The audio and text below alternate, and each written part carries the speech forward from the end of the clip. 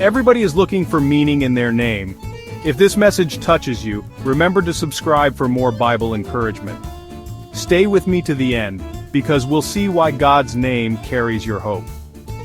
Have you ever wondered what your name truly means? In our world, it's often just a label, but in ancient times, a name was a story, a destiny, a promise. A name held power. It captured the very essence of a person's character and purpose. In ancient scriptures, to know someone's name was to know their identity and destiny. Names like Adam and Eve weren't just identifiers, they were clues to deeper meaning. This idea reaches its peak when we consider the name of God. How do you name the unnameable? Across history, people have given God many names, each a window into the divine. These names are not just titles, but revelations, attempts to grasp the infinite. By exploring these names, we might discover not only who God is, but something profound about ourselves. In the Bible, a name was never random. It was a prophecy, a blessing, a reflection of hope or memory. Names carried weight and meaning, echoing through generations. To name a child was to speak destiny over them, to declare a vision for their future. Every syllable was chosen with care, often inspired by a moment, a prayer, or a promise. In ancient times, people believed that a name could shape a person's path, influence their character, and even alter the course of their life. Names shaped destinies. Jacob, meaning supplanter, lived up to his name until he became Israel, one who struggles with God, after a life-changing encounter. This transformation wasn't just about a new title. It marked a turning point in his story, a moment when his identity was rewritten by divine encounter. The act of renaming was a declaration that the past no longer defined him. His future was now tied to a promise and a relationship with God. Names weren't just for people, places too were named to mark miracles or promises. When something extraordinary happened, the land itself was given a name to remember the event, to remind future generations of what took place there. These names became living memorials, stories etched into the landscape. Bethel, house of God, turned a patch of wilderness into sacred ground. What was once ordinary became holy because of an encounter with the divine. The name Bethel invited everyone who passed by to remember that God had met someone there, that heaven had touched earth in that very place. So when God reveals his own name, it's not just a label, it's a revelation. It's an invitation to understand something deeper about who he is, to glimpse his nature and his intentions for us. Each name God gives himself is a window into his heart, a way for us to know him more intimately. God's names are not our attempts to define him, but his invitations to know him. Through these names, he reveals his character: protector, provider, healer, shepherd. Each name is a promise, a reassurance that he is present and active in our lives no matter the circumstance. Each name is a facet of his character, a piece of his heart. Like light passing through a prism, every name reveals a different color, a new aspect of who God is. Together, they form a mosaic of love, power, mercy, and faithfulness. They're not meant to confine him, but to give us something to hold on to. In times of uncertainty, these names become anchors for our faith, reminders that God is who he says he is. They offer comfort, strength, and hope when we need it most. If a human name can shape a life, imagine the power in the name of the Creator. When we call on his name, we're not just speaking words, we're invoking the presence and promises of the one who made us. His name carries the authority to transform, to heal, to restore. God's names are living promises, not just ancient words. They are as relevant today as they were thousands of years ago, speaking life and hope into every generation. When we remember and speak his names, we step into the story he's still writing in our lives. Picture Moses, a former prince, now a forgotten shepherd in the wilderness. Once he walked the halls of Pharaoh's palace, surrounded by splendor and power. Now his days are spent in silence, guiding sheep across the harsh, sun-baked land. The wind carries only the sound of distant bleating and the crunch of his footsteps on stone. He is a man shaped by loss, living far from the world he once knew, his dreams buried beneath the dust of exile. One day, in the monotony of his routine, he sees a bush on fire yet not consumed. The flames dance, but the branches remain untouched. It's a miracle in the monotony, a sight so strange it pulls him from his thoughts and draws him closer. In a world where every day is the same, this moment is a spark of the divine. Drawn closer, he hears his name, Moses, Moses. In the vast emptiness, he is known. The voice is powerful yet intimate, echoing across the stones and into his heart. For years he has wandered unseen, but now, in this sacred moment, he is called by name. The voice tells him to remove his sandals. He's on holy ground. The earth beneath his feet, once ordinary, is now set apart. Moses kneels, humbled and trembling, aware that he stands in the presence of something far greater than himself. God speaks of the suffering of Moses' people and reveals he's ready to act. The cries of the oppressed have reached heaven, and the time for deliverance has come. Moses listens, his heart heavy with memories of his people's pain, and hope flickers within him. Then, the impossible, God chooses Moses, the exile, to lead his people to freedom. The task is overwhelming and Moses is filled with doubt. How could he, a fugitive and a shepherd, become the voice of liberation? Yet the call is clear and undeniable.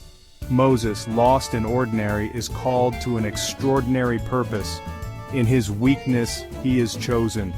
In his obscurity, he is seen.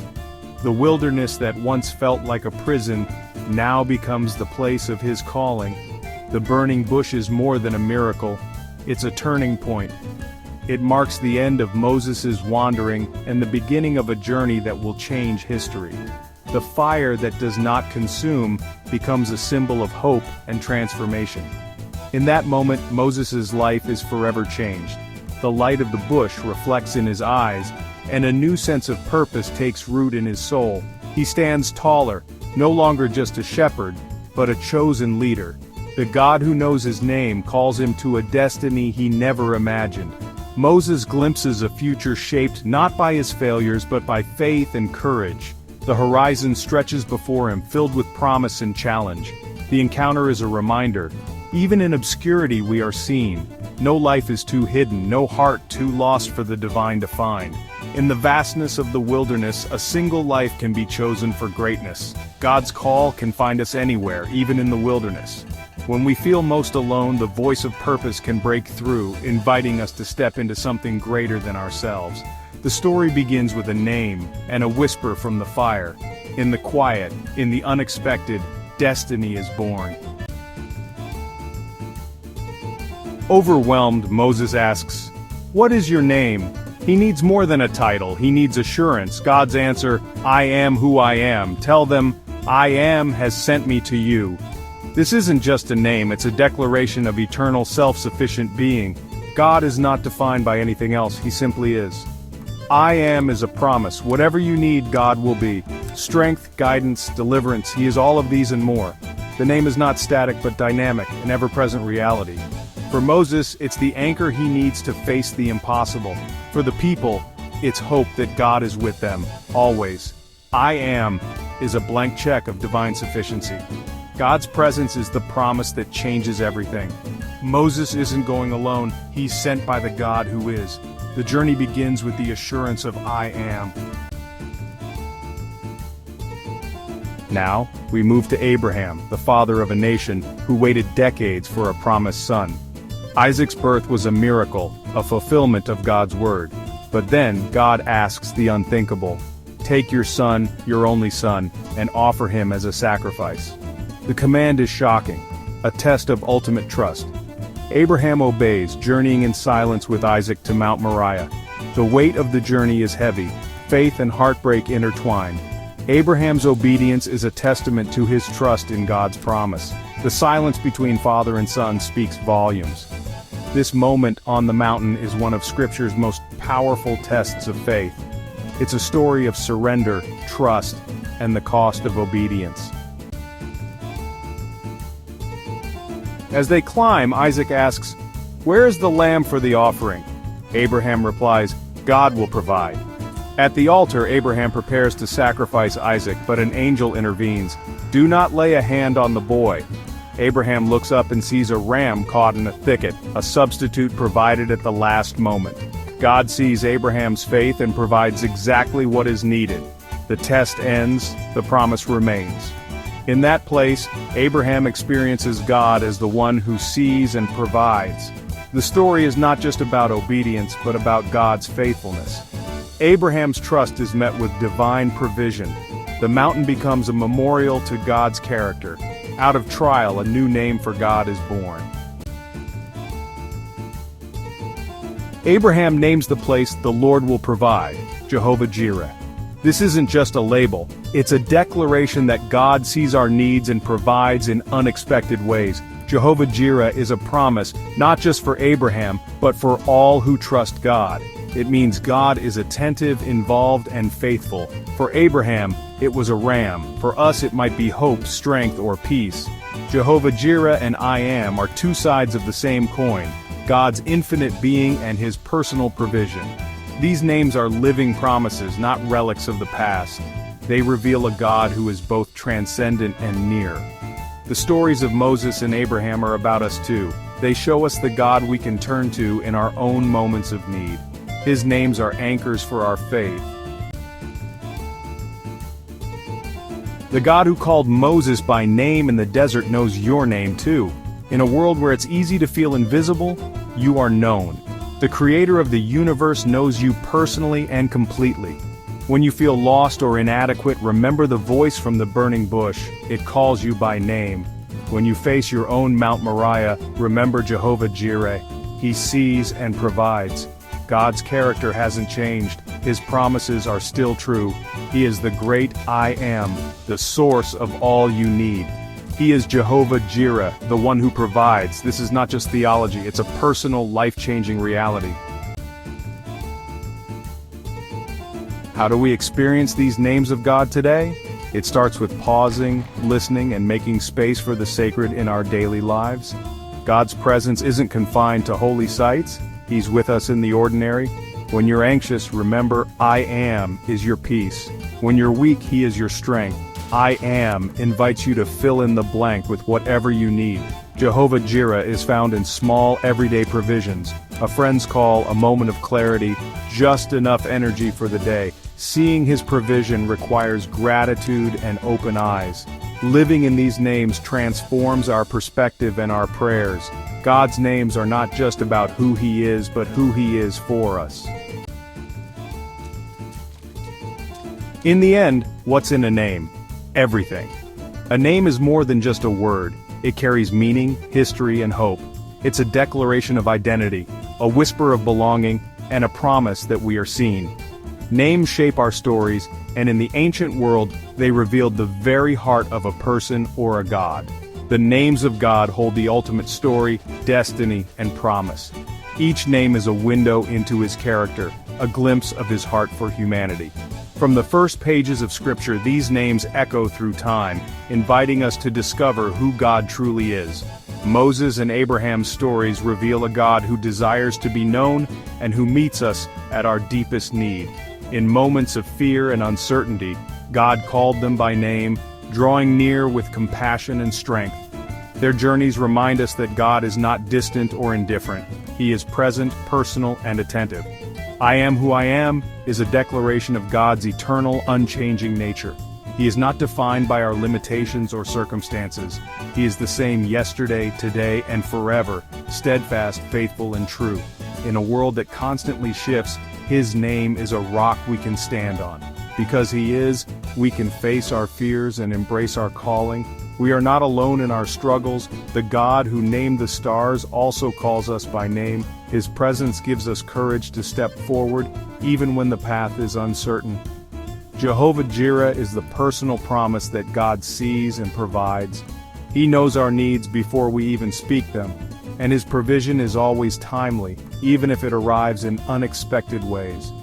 In the wilderness, on the mountain, or in the quiet moments of our lives, He is there.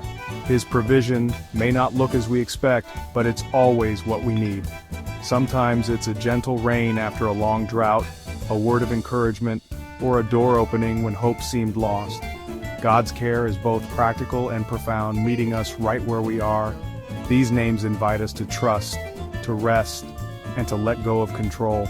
They remind us that we don't have to carry the weight of the world alone. When we surrender, we find peace in the knowledge that God is working for our good, even when we cannot see it. When you feel unknown, remember Moses and the God who called his name. Even in the loneliest places, God sees you. He knows your story, your struggles, and your dreams. You are never forgotten or overlooked. When you're at the end of your rope, remember Abraham and the God who provided. In moments of desperation, God's faithfulness shines brightest. He brings hope to barren places and light to the darkest nights. These are not just stories, they are promises for you. They are reminders that God's love and provision are not limited to the past, but are alive and active in your life today. His promises are for every generation, every heart, every moment. The God who knows your name is all you will ever need. In every season, in every circumstance, He remains the unchanging provider, faithful, loving, and true.